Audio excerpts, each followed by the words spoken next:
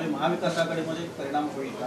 दुसरं बघा, मला असं वाटतं की प्रत्येक पक्षाला पक्षांतर्गत व्यवस्थापन काय असावं हे करण्याचा त्यांच्या अध्यक्षाला अधिकार असतो. अजूनही तिथे निर्णयाप्रत कोणी आलेलं नाही, त्याच्यामुळे तो निर्णय होऊ द्या. मग काय मला बोलायचं ते बोलेन. पण मला असं वाटतं की महाविकास आघाडीला कुठे तडा जाईल असं अशी कोणतीही गोष्ट NCPत घडेल असं मला वाटत नाही. त्यांनी त्यांच्या आत्मचरित्रामध्ये अनेक मुद्दे उपस्थित केले, प्रश्न उपस्थित झालेले आहेत. विशेष करून तुमच्या संदर्भात बोलले की तुम्ही मुख्यमंत्री असताना मंत्रालयात फक्त 2 वेळा आलात, हे आम्हाला पटलेलं नाही असं त्यांनी त्यांच्या आत्मचरित्रात. आता प्रत्येकाला आत्मचरित्र लिहिण्याचा, बोलण्याचा, सांगण्याचा हा अधिकार असतो. मी मुख्यमंत्री म्हणून काय केलं हे जगजाहीर आहे आणि म्हणूनच मला असं वाटतं की महाराष्ट्रामध्ये प्रत्येक कुटुंबाला मी त्यांच्या कुटुंबातील एक सदस्य वाटतो. मला असं वाटतं की याच्या पलीकडे यावरती मी काय बोलणं योग्य नाही. शिवसेनेच्या दृष्टीनं मुंबई हा अत्यंत महत्त्वाचा विषय आहे. परवाच्या सभेत पण आपण मुंबईचं खच्चीकरण कशा पद्धतीनं केलं जातं त्याचं उदाहरणासहित मांडणी केली होती आणि त्यांच्याच पुस्तकामध्ये मुंबई काही वेगळी करायचं काही केंद्र सरकारचा किंवा कुठलाही डाव नाही अशा पद्धतीने मी तुर्त एवढंच बोलेन की माझ्या मतावरती मी ठाम आहे. माझी मतं मी ठामपणे मांडलेली आहे, मी मांडणार आहे.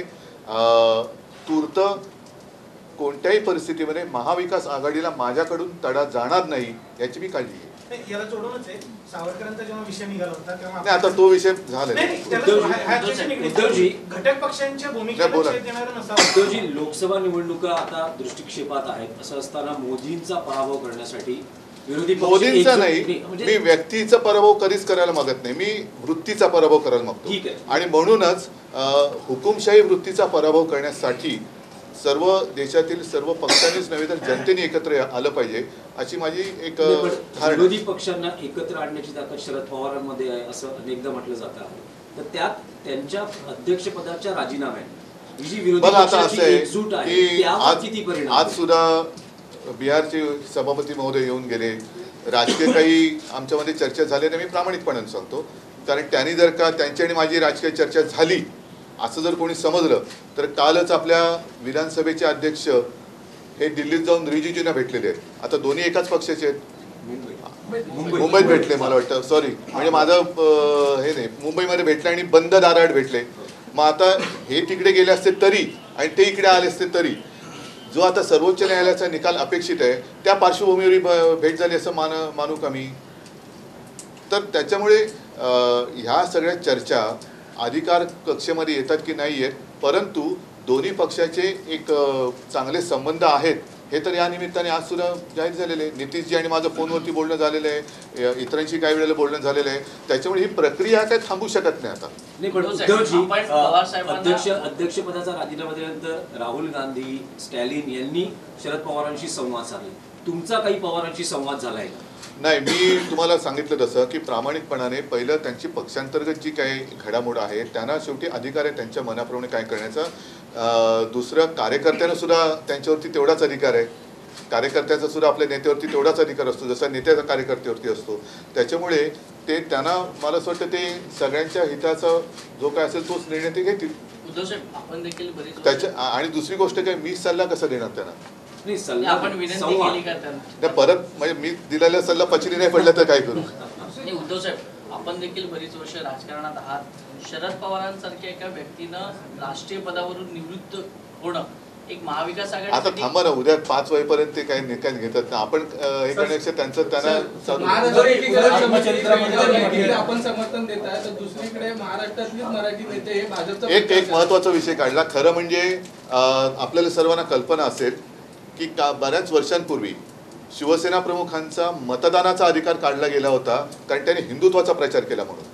आता कारण नसताना कर्नाटक निवडणुकीमध्ये मग तो बजरंग दलाच्या निमित्ताने असेल किंवा आणखीन कोणत्याही निमित्ताने असेल, मोदीजी जे म्हणालेत की मतदान करताना बजरंगबली की जय का असं काहीतरी बोलून तुम्ही मतदान करा, तर मग मी म्हणजे आता जर माननीय पंतप्रधान असं बोलले असतील याचा अर्थ निवडणूक कायद्यामध्ये बदल झाला असेल धार्मिक प्रचाराबाबत असं मी मानतो. कारण त्यावेळेला हिंदुत्वाचा प्रचार केला म्हणून माननीय हिंदू हृदय सम्राटांचा मतदानाचा अधिकार काढला होता. ते निवडणूक तर कधी लढले नव्हते, लढणार नव्हतेच, पण त्यांना निवडणूक लढायला पण बंदी केली होती. पण ज्या अर्थी त्या अर्थी ज्या अर्थी माननीय पंतप्रधान तिथल्या मतदारांना बजरंगबली की जय बोलून मतदान करा असं सांगत असतील, तर मग मी तिथल्या कर्नाटक व्याप्त जो महाराष्ट्र आहे आणि तिथल्या मराठी माता भगिनींना सांगतोय की तुमच्यावरती कोणतंही सरकार आलं, कोणत्याही पक्षाचं सरकार आलं तरी भाषिक अत्याचार होतोय, तर तुम्ही सुद्धा मतदान करताना छत्रपती शिवाजी महाराज की जय बोलून किंवा जय शिवराय बोलून आपल्या मराठी माणसाची एकीकरण जी आहे, एकता जी आहे, अशा या एकजुटीला जपणाऱ्या उमेदवारालाच मतदान करा की जेणेकरून एकीकरण समितीचे उमेदवार निवडून येतील. कालच संजय राऊत सुद्धा तिकडे जाऊन आलेले आहेत. तर मी आपल्या माध्यमातून माझ्या तमाम सीमा भागातील कर्नाटक व्याप्त महाराष्ट्रातील मराठी माणसांना आवाहन करतो आहे की ज्याप्रमाणे मोदीजींनी सांगितले की जय बजरंगबली बोलून मतदान करा, तर तुम्ही पाहिजे जय भवानी जय शिवाजी बोलून मतदान करा, पण मराठी माणसाची एकजूट तुटू देऊ नका. त्या एकजुटीचा जो एक जी वज्रमुठ आहे ती तिकडे दाखवून द्या. बेळगावमध्ये महाराष्ट्र एकीकरण समिती सीमा भागात निवडणूक लढवते, पण काँग्रेस आणि भाजप महाराष्ट्रातले नेते जाऊन तिथे एकीकरण समितीच्या विरोधात किंवा त्यांच्या पक्षाच्या उमेदवारांचा प्रचार करतात. म्हणूनच मी म्हटलं ना की तिथल्या मतदारांनी आता ठरवलं पाहिजे की ज्याप्रमाणे परत सांगतोय मोदीजींनी जय बजरंगबली सांगितलेलं आहे, तसंच जय भवानी जय शिवाजी बोलून मराठी माणसाचं, मराठी भाषेचं हितरक्षण करणाऱ्या आपल्या एकीकरण समितीच्या उमेदवारांनाच विजयी करा. एकीकरण समितीच्या कार्यकर्त्यांनी आज फडणवीसांना सभेच्या ठिकाणी काळे झेंडे दाखवलेले आहेत, चांगलंय, निषेध करताय.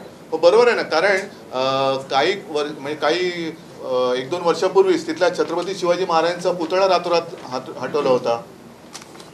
म्हणजे छत्रपती शिवाजी महाराजांचा पुतळा तिथला हटवला होता, महापालिकेचा भगवा उतरवला होता, जो शिवाजी महाराजांचा भगवा तो उतरवला होता.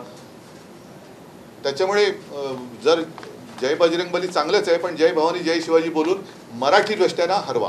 मुख्यमंत्री एक सवाल ये है कि जिस तरह से शरद पवार साहब ने जो टाइमिंग हम देख रहे हैं कि लोकसभा और विधानसभा पुतळा तिथला हटवले त्याचा आहे ना. हाँ, लोकसभा और विधानसभा चुनाव के पहले इस तरह का फैसला करना, क्या आपको लगता है कि विपक्ष जो एक साथ आने की कोशिश कर रहा था उसको कहीं ना कहीं एक बड़ा झटका लग सकता है? मैं इस बारे में अभी कुछ कहना नहीं चाहूँगा. और जैसे मैंने पहले कहा कि मेरी ओर से ये जो एकता होने जा रही है उसे कोई ठेस या नुकसान होगा ऐसे मैं कुछ करूँगा नहीं.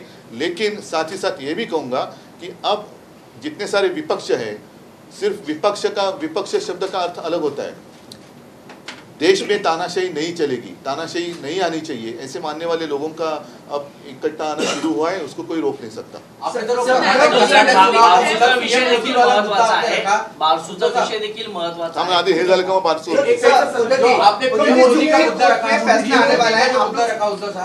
एक काउंटर विचारा. मैं पूछ रहा हूँ, पीएम मोदी का जो मुद्दा आपने रखा कि उन्होंने बजरंगबली के नाम का इस्तेमाल वहाँ पर किया कर्नाटक चुनाव में, क्या आपकी मांग है कि वहाँ के चुनाव आयोग ने प्रधानमंत्री? सुनिए, बहुत साल पहले की बात मैं बताना चाहता हूँ.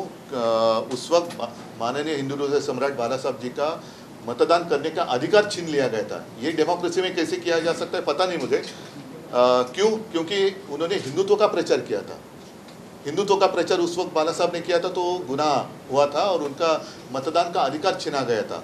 अब शायद प्रधानमंत्री जी ने कहा है जय बजरंगबली कहो और मतदान करो, तो शायद उस कानून में कुछ बदलाव आया होगा, मुझे नहीं पता. लेकिन अगर जय बजरंगबली तो बजरंगबली तो हमारा ही है. कर्नाटक चुनाव में बजरंग दल या बजरंगबली का उल्लेख करने की आवश्यकता नहीं थी, जनता की हित की बात होनी चाहिए थी. लेकिन अगर प्रधानमंत्री ऐसे कहते कि जय बजरंगबली कहकर आप मतदान करिए, तो मैं मेरी जितने सारे वहाँ मराठी भाषिक माताएं हैं, भाई हैं, उनको सबको कहता हूं कि आप जय भवानी जय शिवाजी कहकर जो भी आपके ऊपर अत्याचार करने वाले हैं उनको पराभूत करें. लेकिन ये मुद्दा शुरू हुआ है, कांग्रेस ने ये अपने मैनिफेस्टो में इसलिए मैंने कहा ना, बजरंग दल पर इसलिए मैंने कहा कि बजरंग दल या बजरंग बली की आवश्यकता नहीं थी. आप चुनाव लड़ते हो तो लोगों की हित की बात करो. ना ही कांग्रेस को आवश्यकता थी बजरंग दल के बारे में बात करने की, और उसके ऊपर प्रधानमंत्री जी ने भी यही कहने की आवश्यकता नहीं थी. बजरंग बली तो बलवान थे ही, अपना बल का क्या, खुद का बल दिखाओ ना. वो चाहे कांग्रेस हो या भाजपा हो, खुद का बल दिखाओ और उस बल का उपयोग हमारे मराठी भाषियों के ऊपर किया जा रहा है तो उसका हमें पराभव तो करना ही होगा। नहीं, मैं इस बारे में कुछ कहना नहीं चाहता।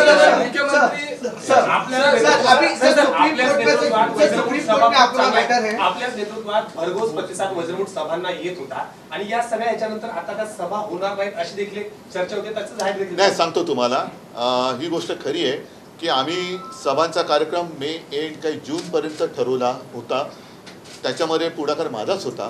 परंतु गेल्या 15 दिवसापूर्वी जे घडलं त्याच्यानंतर ह्या सभा घेणं हे थोडंसं एक विचित्र वाटायला लागलं. कारण संध्याकाळची जरी सभा असली तरी दुपारपासून लोक येऊन बसतात. म्हणून आता परवाची माझी 6 तारखेची सभा ही 1 महिना आधी ठरलेली आहे, त्याला मी जातो आहे. मात्र आता आम्ही ह्या सभा पुढच्या थोडंसं मे महिना थांबून पुन्हा सुरू करायच्या का ह्याचा विचार आम्ही करतो. उद्धव सर देखिए अभी बात में आप लोग का मैटर चल रहा है, आपकी बात हुई है शरद पवार जी से? अभी नहीं, सभा को लेकर कोई बात हुई है शरद पवार जी से? नहीं, अभी तो उनके बीच में जो चल रहा है वो होने तो पूरा उद्धव सर सुप्रीम कोर्ट में आप लोग का मैटर चल रहा है, आप लोग बहुत कॉन्फिडेंट है कि सुप्रीम कोर्ट का जो ऑर्डर है आप लोग हम न्याय की अपेक्षा कर रहे हैं. कॉन्फिडेंस का लेकिन मतलब उसी समय एनसीपी में एक बड़ा भूचाल जाता है, शरद पवार जी रिजाइन कर देते हैं. इन दोनों मुद्दों को देखते हुए लग रहा है कि 2019 का मैटर फिर से दोबारा रिपीट एनसीपी होगा. का मुद्दा सुप्रीम कोर्ट में कहाँ है? हमारा मुद्दा सर है. आपका मुद्दा है, लेकिन अगर आपके फेवर में आता है तो ये अपन कि 2019 में नहीं, शरद देखो, पवार जी ने ये किया तो दोबारा अगर फिर मगर से की हो बात, सकता है. अगर मगर की बात क्यों करें हम? रुकिए ना, जो कुछ हो, जो होने जा रहा है. सामनाचा अग्रलेख आणि काँग्रेसची भूमिका ही शरद पवारांकडे संशयाने बघते.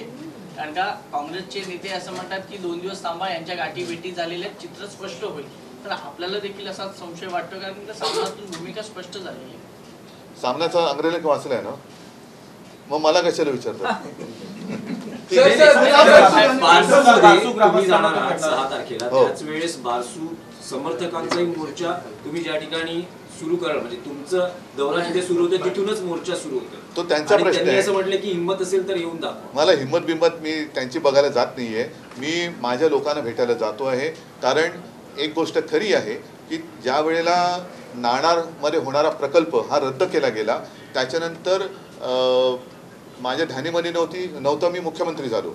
आणि साधारणतः तेव्हा मी तुम्हाला बोललो होतो की दिल्लीवरनं सुद्धा अशा काही एक सूचना यायला लागल्या की चांगला प्रकल्प आहे, कशाला जाऊ देता. मग आता हे सुद्धा जे तिकडे जे उद्या मोर्चे बिर्चे काढण्यात ज्यांचा पुढाकार आहे असं म्हटलं, त्याने माझ्याकडे आग्रह धरला की कोकणामध्ये चांगला प्रकल्प. म्हटलं बघा, शेवटी असं आहे की या प्रकल्पाबद्दल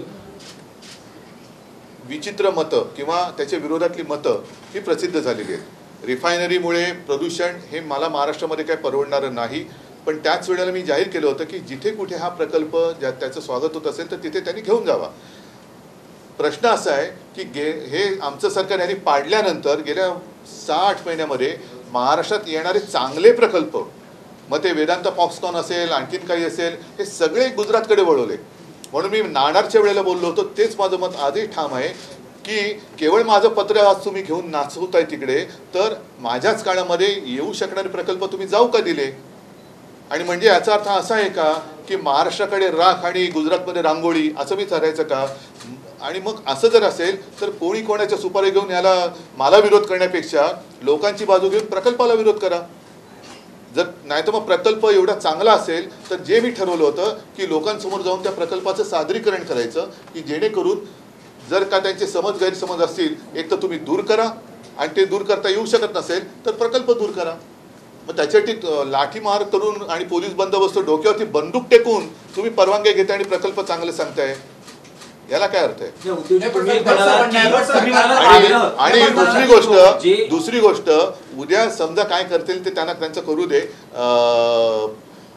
कोणाची बाजू घेऊन येत आहे? कारण तिथल्या जमिनी ज्या आहेत त्या सगळ्या उपऱ्यांनी विकत घेतलेल्या आहेत. तुम्ही उपऱ्यांची सुपारी घेऊन माझ्याशी लढायला येत आहे का? माझ्या भूमिपुत्रांसाठी, माझ्या भूमिपुत्रांच्या घरादारावरती तुम्ही उपऱ्यांचा वरवंटा फिरवत आहात का? कशा काय त्यांनी जमिनी तिकडे घेतल्या? असं म्हटलंय की फक्त सध्या तिथे सॉइल टेस्टिंग सुरू आहे, कुठल्याही प्रकारचा निर्णय घेतला नाहीये ना. झाल्यानंतर लोकांशी बोलून आम्ही संवाद. हो, पण मग हे पोलीस बळ वापरून काय करताय तुम्ही? लोकांसमोर जा ना, जसं मी चाललेलो आहे तसं तुम्ही जा, तुम्ही लोकांमध्ये जा. मला अडवण्यापेक्षा लोकांमध्ये जाऊन त्यांचे जे काही प्रश्न असतील त्याला उत्तर द्या. पण तुम्ही आता जसं पालघरमध्ये घरात घुसून आदिवासींना बाहेर काढलं जातं, ही कोणती लोकशाही? आणि म्हणूनच मी जे म्हटलं ना, मी मोदींच्या विरोधात नाही, या हुकुमशाही वृत्तीच्या विरोधात आहे. पण उद्धवजी, बारसूची जागा तुम्ही सुचवलीत त्यावेळेस तुमच्यावर म्हणजे आग्रह होता की तुमच्यावर दबाव होता? दबाव विभाव नाही, आग्रह होता. आणि प्रामाणिकपणाने सांगतो, कारण मला खोटं बोलता येत नाही.